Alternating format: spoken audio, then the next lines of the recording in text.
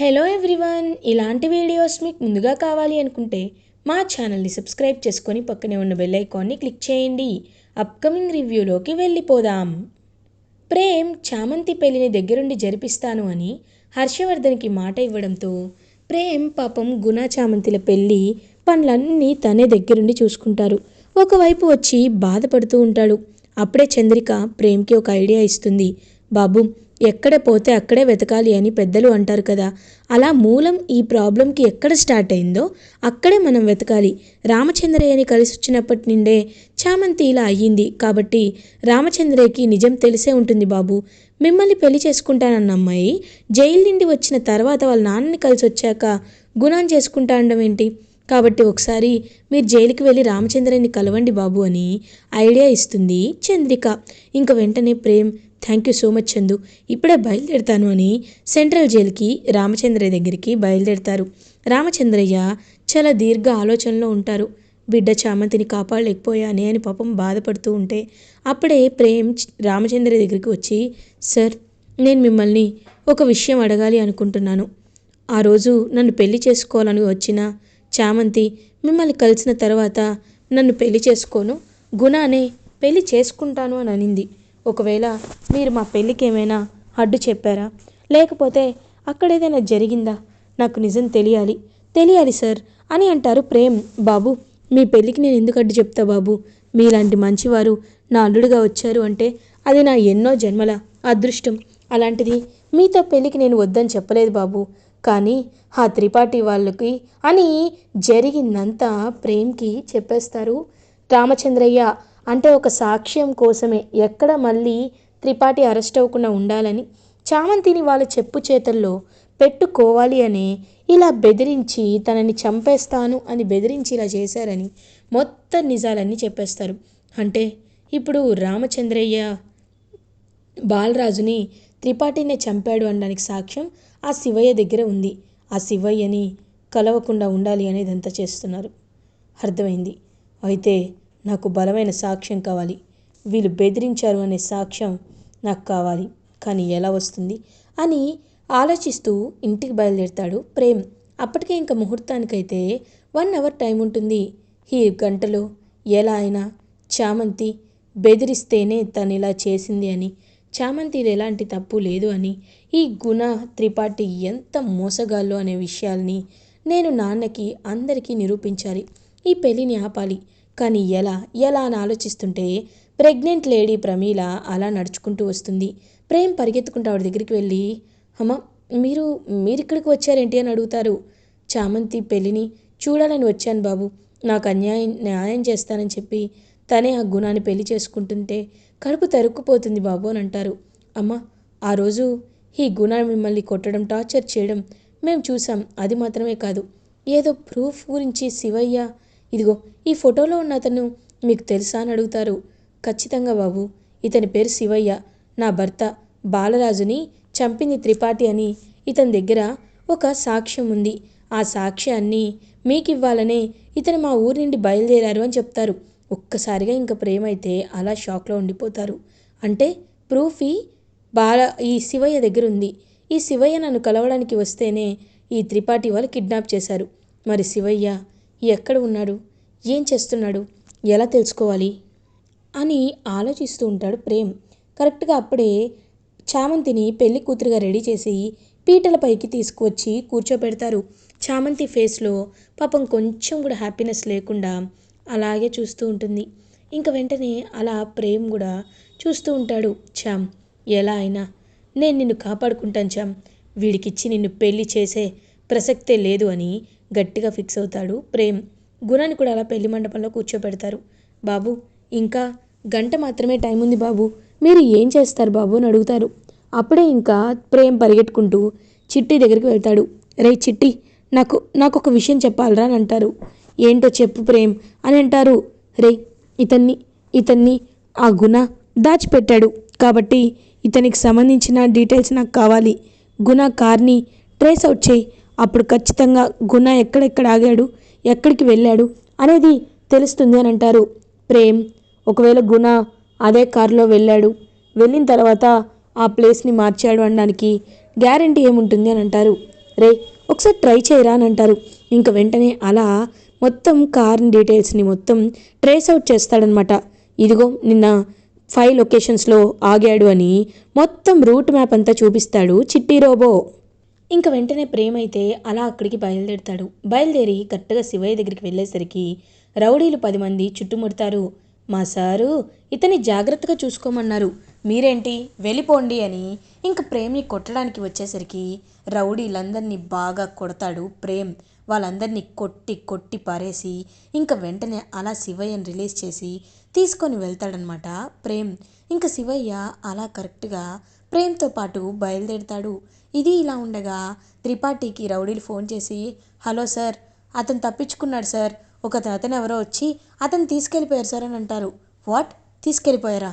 Oh my God అని Tripathi tension పడుతూ ఉంటే గుణ చూస్తూ ఉంటాడు. డాడ్ ఏమైంది అని అడుగుతారు. ఏం లేదురా, ఆ శివయ్య గడు తప్పించుకున్నాడంట, వాడు ఎప్పుడు వస్తాడో అని చాలా టెన్షన్గా ఉంది అని అంటారు. వెంటనే ఇంక గుణ, ఆ పంతులు గారు ఇప్పటి వరకు మంత్రాలు చదువుతూనే ఉన్నారు కదా, కాస్త త్వరగా తాళి కట్టిచ్చేసేయండి అని అంటారు.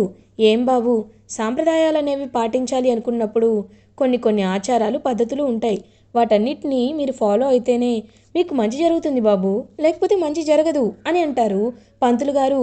అబ్బా ఈయనొకరు అని మనసులో అనుకుంటాడు గుణ. ఇంక చామంతి పాపం అలా చూస్తూ ఉంటే ఆ ప్రెగ్నెంట్ లేడీ మాత్రం ఫ్రంట్ రోలోనే ప్రమీల కూర్చుంటుంది. కూర్చొని చూస్తూ ఉంటుంది చామంతి వైపు. నాకు ఇప్పటికీ న్యాయం చేయాలనుకోవటం లేదా అమ్మా అన్నట్టే పాపం జాలిగా ఎక్స్ప్రెషన్ పెట్టేసరికి ఇంక చామంతి ఏమీ చేయలేక వాళ్ళ నాన్నే గుర్తు చేసుకుంటూ, నాన్న నీకోసం ఇంతమంది జీవితాలని అంధకారంలోకి నెడుతున్నాను, అధర్మాన్ని పెంచి పోషించబోతున్నాను. లేదు నాన్న, నేను చేస్తుంది తప్పే అవ్వచ్చు, కానీ నాకు నీ ప్రాణం కంటే ఏది ఎక్కువ కాదు నాన్న అని పాపం చాలా అంటే చాలా ఫీల్ అవుతూ కళ్ళు మూసేసుకుంటుంది చామంతి. కరెక్ట్గా గుణ వచ్చి చామంతి మెల్లో తాళి కట్టేలోపు ఆగండి అని ప్రేమంటాడు. ఇంకా ఒక్కసారిగా ఆగిపోయేసరికి అక్కడ శివయ్య నించొని ఉంటాడు. శివయ్యని చూసి షాక్ అయిపోతారు త్రిపాఠి, గుణ అందరూ. ఇంక వెంటనే అలా శివయ్య వచ్చి, సార్ ఇతను ఒక దుర్మార్గుడు సార్, ఇతను ఒక క్రిమినల్ సార్, ఇతను ఒక హంతకుడు సార్, అలాంటప్పుడు ఇతన్ని ఎలా సార్ రోడ్డుపై తిరగనిస్తాం, ఒకసారి నేను చెప్పేది వినండి, ఇతను బాలరాజు అనే వ్యక్తిని చంపడం నేను వీడియో తీశాను, నా దగ్గర ప్రూఫ్ కూడా ఉంది. ఇతను అదే కాదు, జైల్లో చాలామంది ఖైదీలని అన్యాయంగా అరెస్ట్ చేసి తన సొంత కలాపాలకి వాడుకుంటున్నాడు. తర్వాత వాళ్ళని నిర్దాక్షిణ్యంగా ఏదో కేసులో ఇరికిచ్చి చంపేస్తున్నాడు. ఇలాంటి వాళ్ళకి తగిన శిక్ష పడాలి సార్ అని అంటారు. వెంటనే హర్షవర్ధన్ ఒక్కసారిగా షాక్ అయిపోతారు. ఇన్ని చెప్తున్నావు, మరి దీనికి ఏదైనా సాక్ష్యం ఉందా అని అడుగుతారు. తప్పకుండా ఉంది సార్. అమ్మ చామంతి, నీకు ఆ రోజు కొన్ని వస్తువులు ఇచ్చాను కదమ్మా, అవి ఎక్కడున్నాయమ్మా అనేసరికి, ఆ పెన్ డ్రైవ్ మీద అని అంటుంది చామంతి. అవునమ్మా, ఆ పెన్ డ్రైవ్ నాదే నాదే అని అంటారు తనైతే శివయ్య. ఇంక వెంటనే రోబో అక్కడికి వస్తాడు, చిట్టి రోబో. ఆ పెన్ డ్రైవ్ నా దగ్గర ఉంది అని చెప్పి ఇంకా పెన్ డ్రైవ్ పాస్వర్డ్ని తీసుకొని ఓపెన్ చేసి అందరికీ చూపిస్తారు. ఒక్కసారిగా చూసేసరికి ఇంక అందరూ షాక్లో ఉండిపోతారు.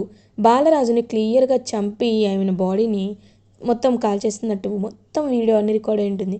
ఒక్కసారిగా ఇంకా అలా హర్షవర్ధన్, త్రిపాఠి నీకు సమాజంలో మంచి పేరుంది అంటే నిజమే అనుకున్నాను, కానీ ఇంత నీచుడివా, ఇంత ఇంత నీచానికి దిగజారుతావా, నీలాంటి వాళ్ళకి ఇక్కడ కాదు, పోలీసులు పిలిపించాలి అని ఇంకా అలా పోలీసులు పిలిపించి త్రిపాఠిని అండ్ గుణాని కూడా అటెంప్ట్ మర్డర్ కింద గుణాని కూడా అరెస్ట్ చేసి జైల్లోకి తీసుకువెళ్తారు. ప్రేమ్ చాలా అంటే చాలా హ్యాపీగా ఫీల్ అవుతారు. వెంటనే హర్షవర్ధన్ ప్రేమ్ దగ్గరికి వచ్చి, రే ప్రేమ్, నువ్వు అప్పటికి చెప్తూనే ఉన్నావురా, కానీ నేనే నీ మాటల్ని వినలేదు. ఐఎమ్ సారీ రా, ఇప్పుడు అర్థమైంది నా ప్రేమ్ ఎప్పుడు తప్పుగా చెప్పడని. రమా, ఇప్పటికైనా అర్థమైందా ప్రేమ్ ఎందుకని చెప్తున్నాడో? ఎప్పుడు ఆలోచించవెందుకు నువ్వు అని అంటారు. అయ్యో, వాళ్ళ ఫ్యామిలీ చాలా ఉన్న ఫ్యామిలీ అని నేను అనుకున్నాను హర్ష, అంతకుమించి నాకేం తెలుసు అని అంటుంది. ఎప్పుడు చూడాల్సింది డబ్బు మాత్రమే కాదు రమా, మనస్తత్వం కూడా చూడాలి. ఆ విషయాల్లో నీకు ఇప్పటికి కాకపోతే ఇంకెప్పటికి బుద్ధి వస్తుందిలే అని ఇంకలా అక్కడి నుండి వెళ్ళిపోతూ చామంతి దగ్గరికి వెళ్తారు. అమ్మ చామంతి, నువ్వు ఎంత మానసిక వేదన చెందుంటావో నాకు అర్థమైందమ్మా. ఆ రాక్షసులు నీకు ఏదో బెదిరించి భయపెట్టి నీతో పెళ్లి చేయాలి అనుకున్నారు, కానీ ఇప్పుడు నేను చెప్తున్నాను, నీకు నచ్చిన అబ్బాయినే నువ్వు పెళ్లి చేసుకోమ్మా. నువ్వు ఎప్పుడు పెళ్లి చేసుకోవాలంటే అప్పుడు పెళ్లి చేసుకో. నీ పెళ్లి కోసం ఇక్కడ మేము నీకింత త్వరగా పెళ్లి చేయాలని అనుకోలేదు. నీకు నచ్చినప్పుడు పెళ్లి చేసుకో. ఒకవేళ నీకు నచ్చిన వాడు ఇక్కడే ఉంటే నేను ఇప్పుడే నీకు పెళ్లి చేస్తాను అని హర్షవర్ధన్ అంటారు. ఇంకా అలా ప్రేమ్ పాపం చామంతి వైపు చూస్తూ ఉంటే చామంతి ఏమి మాట్లాడకుండా సైలెంట్గా ఉంటుంది. వెంటనే రమాదేవి, హర్ష, ఇప్పుడే కదా పెళ్ళి ఆగిపోయింది, అప్పుడే ఎందుకు తను అలా ఇబ్బంది పెడుతున్నావు? సర్లే, తను చెప్తుంది కదా, వదిలేసాయి అని చెప్పి ఇంకా అలా పెళ్ళి ఆగిపోయిందని ఎవరి రూమ్లోకి వాళ్ళైతే వెళ్ళిపోతారు. రమాదేవి, అంతా అయిపోతుందనే టైంకి కరెక్ట్గా వచ్చేసారు. ఈ ప్రేమ్ గాడిని నమ్మడానికే వీల్లేదు, ఛీ అని అనుకుంటుంది రమాదేవి. ఇంకా రోజా, ఇంకేముంది అత్తయ్య గారు, ఖచ్చితంగా ప్రేమ్ చామంతి పెళ్లి చేసుకుంటారు. మనం ఏంటంటే దగ్గరుండి క్లాప్స్ కొట్టాలి, అంతే కదా అని అంటుంది రోజా. అలా ఎప్పటికీ జరగదుగా, జరగనివ్వను అని గట్టిగా చెప్తుంది రమాదేవి. ఇది ఇలా ఉండగా చామంతి ప్రేమ్ దగ్గరికి వస్తుంది. ప్రేమ్ అలా చూస్తూ ఉంటారు. ఏంటి చామంతి, ఇలా వచ్చావేంటని అడుగుతారు. బాబు అని చామంతి ప్రేమ్ని హక్ చేసుకొని పాపం ప్రేమ్ వైపు చూస్తూ ఉంటుంది. బాబు, మీరు మీరు నా జీవితాన్ని కాపాడారు బాబు.